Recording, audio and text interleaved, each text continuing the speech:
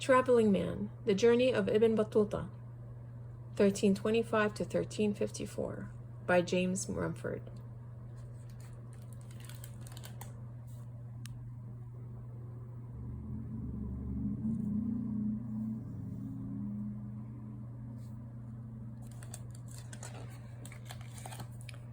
Dedicated Ila Ummi, for my mother.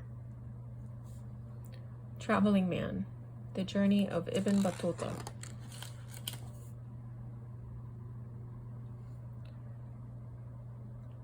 At the edge of the world, in the days when the earth was flat and Jerusalem was the center of the world, there was a boy named Ibn Battuta. Ibn Battuta lived on the very edge of the earth, near the shores of the ocean of darkness.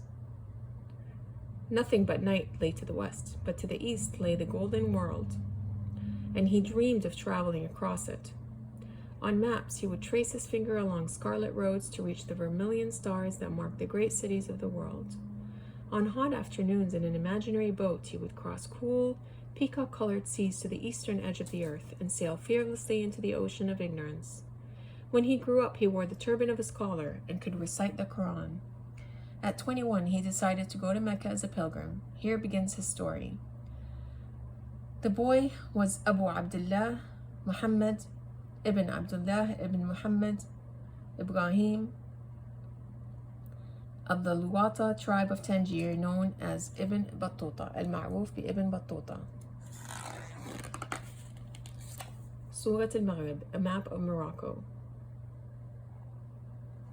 I kissed my mother and father goodbye and turned my donkey east to Mecca. I'll be back, I called. I joined a group of merchants and they told me of the marvels that lay ahead.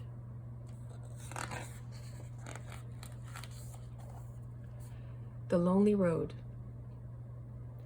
Bandits roamed the countryside like wolves. They stalked stragglers and hunted down lonely pilgrims. I tried to keep up. I even got rid of my extra baggage. Then I fell ill. Too weak to hold on. I unwound my turban and tied myself in the saddle. At last, after hours of riding, we reached the gates of a large city and safety. People ran out to greet us. Friends found friends, but there was no one to greet me. Tears of loneliness filled my eyes. Then a man turned to me and smiled. "Welcome, pilgrim, welcome to our home." Traveling, I said to myself later, it makes you lonely, then gives you a friend.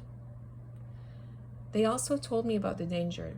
I was well again. I joined the caravan, and with the jang-jarang of the camel bells, we were off. There's a saying by Umar Khayyam. This odd meeting place of caravans, it's called the world.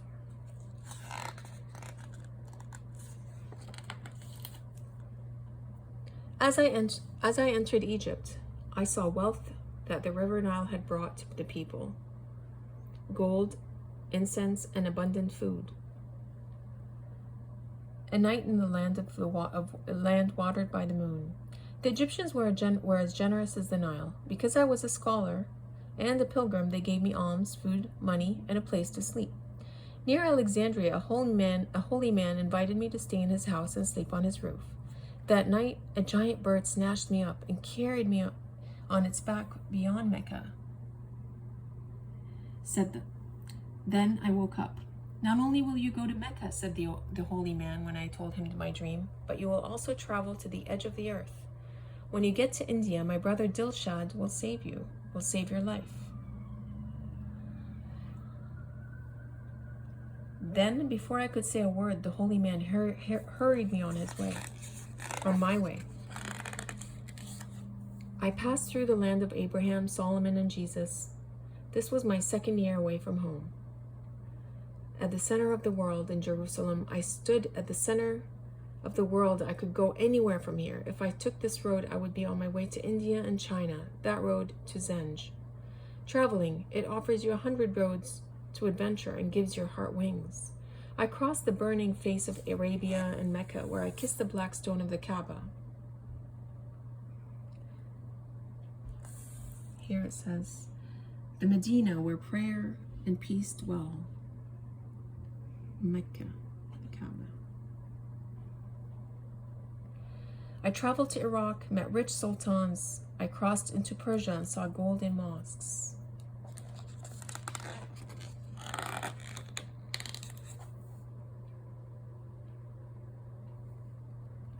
In my 5th year from home, I took a boat south to Senj. Hot, salty waves crashed onto the ship. At first, I was terrified, but slowly I learned to love the sea. We sailed down the coast of ivory and ebony, of gold dust and leopard skins. I could find no words to describe the beauty I saw. Everywhere I went, sultans asked me about my home and about my travels.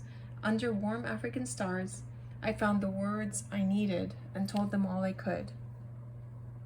Traveling, it leaves you speechless, then turns you into a storyteller. I made some friends and we daydreamed of going to India and becoming rich.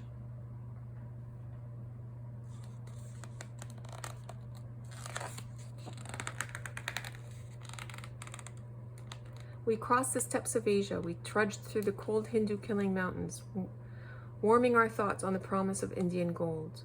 We crossed 5 waters.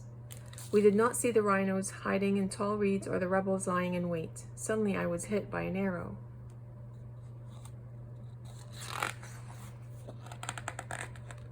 Even though I was wounded, I helped my companions fight off the rebels, and we continued on to Delhi.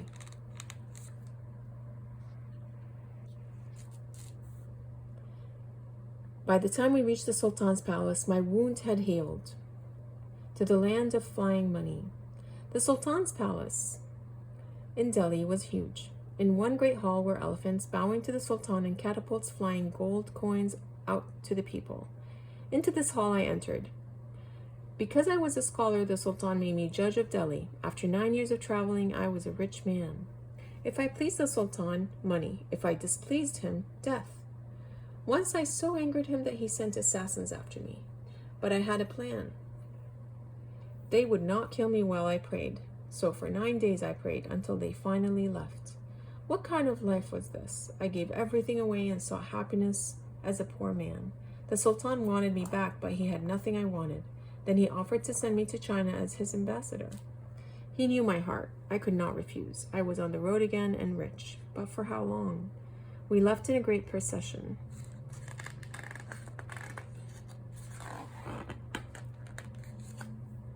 We crossed into rebel territory, the one road. The rebels attacked, and I was captured. They planned to kill me, but I outwitted them. I told them I was nobody, just a traveling man. I talked and talked until I talked them into letting me go. I began walking. Days passed, without food. I grew weak. Then a man appeared. "I am Dilshad," he said. "Follow me. I can't walk." "Then climb up on my shoulders and I will carry you." I fainted. When I awoke, I was among my companions again, and Dilshad was gone. Then I remembered the words of the holy man in Egypt. Traveling, it offers you 100 roads. How does a holy man know which one you'll take? I found a lotus tree and hungrily grabbed the ripened fruit, tearing my hands on the thorns. My companions rejoiced to see me alive. We continued on our way. We passed through the land of man-eating tigers, arriving at the coast of monsoons and ship-eating seas. We entered the great port of Calicut, on the shores of good fortune. Chinese junks as big as palaces awaited us, their captains anxious to leave before the sky broke open. Some ships left the first day we arrived, others stayed huddled in the harbor. Then the storm came. It spread its black wings over the sea and sank the Chinese ships. Everything was lost. I alone was spared, for I had stayed ashore for Friday prayers. I knelt on the beach and gave thanks for my life. I could not go back to Delhi with bad news. The Sultan would kill me. So in my 18th year from home, I boarded a boat.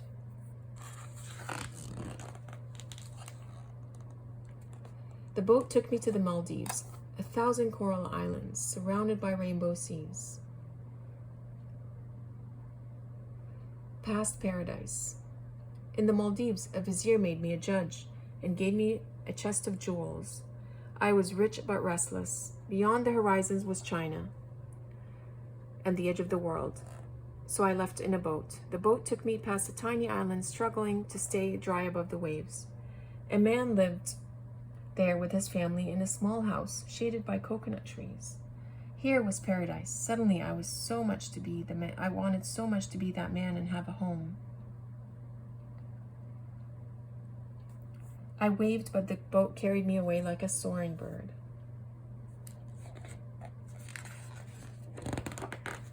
I sailed to China on a glass-like sea. This was my 20th year from home. Floating clouds, a traveler's thoughts, Li Po, the water of life. In China, I boldly announced that I was the long-lost ambassador from India. The Chinese bowed and sent a boat to take me up the water of life to the capital. I floated by crowded cities, fat fields, plum orchards. Everywhere there was silk. The black silk of merchants, the flowered silk of girls, the heaven-colored silk of priests. Everything at the eastern edge of the world was alive, moving and fluttering. Then I met a friend from the western edge of the world. We embraced. Oh, the miles traveled, the years gone by. Our tears fell. Traveling, it had captured my heart, and now my heart was calling me home. I never saw the emperor. He had been killed. There were riots. I left China sailing into an angry sea. Lost, we headed blindly into the ocean of ignorance toward the earth's last horizon, going further than I had dared travel in my boyhood dreams. The edge of dreams. We spotted something hovering over the horizon. A fierce wind arose, ensnaring us. It's the giant rock bird. There's no escape. The crew huddled on deck, imagining the bird's sharp claws and giant beak, and our boat plunging over the edge of the earth into the sky.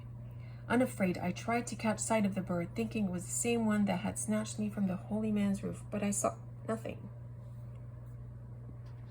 Then I felt a jolt. The wind shifted and sent the boat reeling in the opposite direction. As if awakened from a bad dream, we found ourselves in familiar seas, and we rejoiced.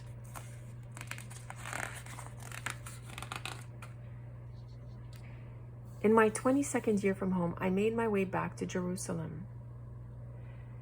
Death black as night. At the center of the world, the plague lay in wait. Everywhere there was death. Everywhere there was peopleless cities. In Damascus, I learned that my father had died 15 years earlier, when I was only a few miles from home. I heard that my mother had just died from the plague. I wept. In my hometown, a boy asked me if I was lost. I only smiled. Traveling, it gives you a home in 1,000 strange places and leaves you a stranger in your own land. I left a wanderer. I walked around the rock of Gibraltar. I crossed the Sahara and rested under giant baobab trees near the Black Nile. I was almost eaten by a crocodile.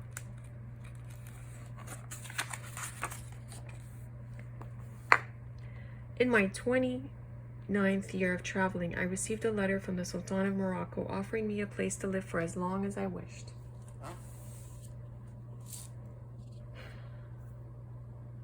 A traveler's reward. Ibn Battuta returned. I kissed the letter and headed home. A traveler's reward. Ibn Battuta returned not with the wealth of jewels or gold coins, but with the wealth of a traveler, his memories. In an age of few books, he spun those memories into stories and led his listeners down scarlet roads and opened their eyes to the world. In boats made of words, he took his friends across peacock-colored seas and showed them new horizons. I wish I could go where you went, see what you saw, a child once said. You can, he said, the old traveler, his eyes aglow. Traveling, all you do is take the first step.